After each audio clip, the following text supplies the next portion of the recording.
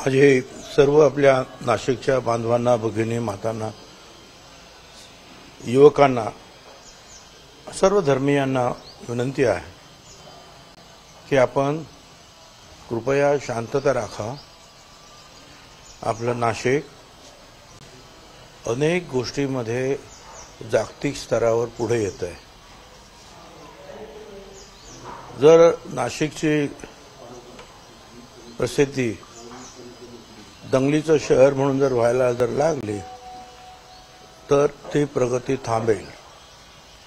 साधी गोष्ट आहे, एखादं पानपट्टीचं दुकान जर एखाद्या गल्लीत टाकायचं असेल, त्या गल्लीत जर रोज मारामाऱ्यान बाटल्या फेक असेल तर तो पानपट्टीवाला सुद्धा दुकान टाकत नाही।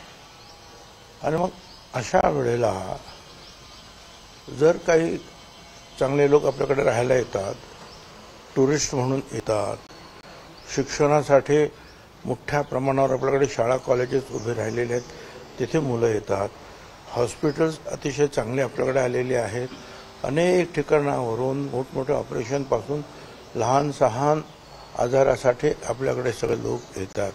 आणि अशा वेगवेगळ्या रीतीने जे आहे आपल्या नाशिकची प्रगती सुरू असताना आपण नाशिक हे शांत असं शहर जर आपण ठेवलं तर निश्चितपणे जे आहे सगळ्यांचंच पाऊल पुढे पडेल। दंगलीत कुणाचाही फायदा होत नाही, नुकसानच होतं, दोन्ही बाजूचं नुकसान होतं। काल परवाच्या ज्या दंगली झाल्या त्याच्यामधली सगळी माहिती पोलिसांकडे आलेली आहे।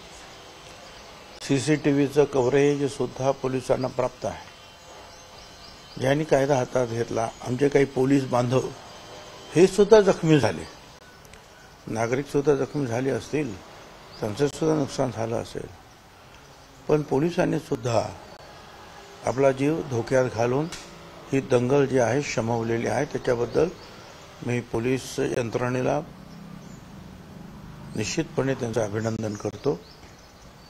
आणि यापुढे आपण सगळ्यांनी सामंजस्याच्या वातावरणामध्ये राहिलं पाहिजे। अशा काही वेळेला दोन्ही समाजाचे जे आहेत प्रमुख एकत्र येऊन शांतता निर्माण करतात आणि शांतता होते, असा नाशिकचा इतिहास आहे। त्यामुळे आपण मी म्हणतो त्याप्रमाणे, आणि पालकमंत्र्यांनी तुला सांगितलं, सगळ्यांनी सांगितलं, आपण सगळ्यांनी शांतता राखूया। एबीपी माझा, उघडा डोळे बघा नीट।